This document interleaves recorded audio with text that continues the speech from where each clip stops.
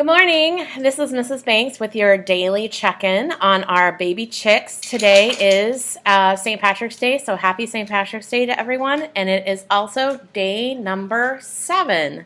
So our baby chick looks something like this right now, and there's no new development or any organs that are new. You'll see this is not to scale, so remember, he's probably much smaller inside. We are at day 7, which is the beginning of the candling process, which we're going to share a video of tomorrow. But today we're just going to talk about our incubator. So yesterday in our story, we read about how a mother hen's job is to sit on her eggs and keep them warm. And since we don't have mother hens, we use incubators to do that. And just want to share a little bit about how the incubator works. So you can see at the very top, we have something that monitors the temperature gauge that monitors what temperature our eggs are currently at. It fluctuates quite a bit. You see right now it says 100.3. We want a range of 99.5 to 100.5, and that might move a lot even during our short video today. We are counting down, so even though we're on day 7, it says there's 15 days left, and that will change to 14 later today. It has to do with what day we started at what point in the day. And we also have a hydrometer that's built into this incubator that helps measure the humidity. So you see that we want the range to be about 60% humidity. Right now it's a little bit on the higher side towards 70, which is not a bad thing.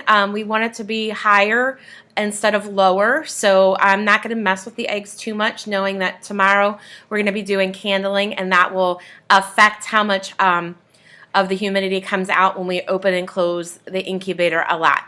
As a backup, we put in some extra thermometers. There's one you can see in the back to sort of monitor, so we have a backup plan, and we actually have a backup hydrometer down here also, where you can read a little bit of the digital percent of humidity as well as the temperature. So our eggs don't have a mother hen, and instead they do have a way that they are turned, and we actually just missed them being turned a few minutes ago. There's an arm right down in here that pushes and pulls, and because it pushes and pulls, it actually rolls the whole entire container where the eggs are, so that they get rolled 6 times a day, which would be simulating what a mother hen would do in her nest. She would be rolling the eggs around constantly. We are going to share online today also a form or a link where if you have any questions you want to ask me about this process, you can submit them, and I will try to share them daily out. Like, for example, some of our common questions we get are, why are the eggs numbered? And we number them, one, to help with our predictions, so how many are successful and which one hatches first. But also when we're doing our candling activity, we sometimes, if we have an egg that we're not sure if it's growing on track or not, we might leave it in the incubator for an extra day or so, and it's good to know what number it is, so that helps us track the growth of the eggs. Any eggs tomorrow that we find are not growing, we call them our quitters, and we would have to remove them from the incubator just to make sure that there would be nothing that would contaminate the rest of the eggs who are on the right track. But I'll go into that a little bit more tomorrow. Another question that we also often get are the shells super strong to the point where nothing can come in and out of them?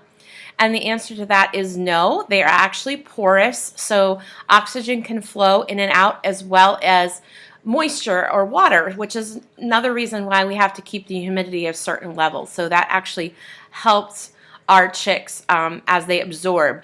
When we candle tomorrow on our video, we have to wash our hands quite a bit because we don't want any human germs to get in and out of the eggshells. So that's a common practice that we use every year to make sure that we're not going to contaminate anything to those little baby chicks that are growing. So make sure you tune in tomorrow. We're excited to be sharing with you the progress of our chicks from Porter, and please Please feel free to go ahead and submit any questions you might have, as well as we're still open for any predictions. Tomorrow we'll start narrowing in on about our success rate, at least how many eggs we have to remove that maybe were infertile or not growing on track. So we hope this finds you well. Everybody stay safe. We'll see you tomorrow.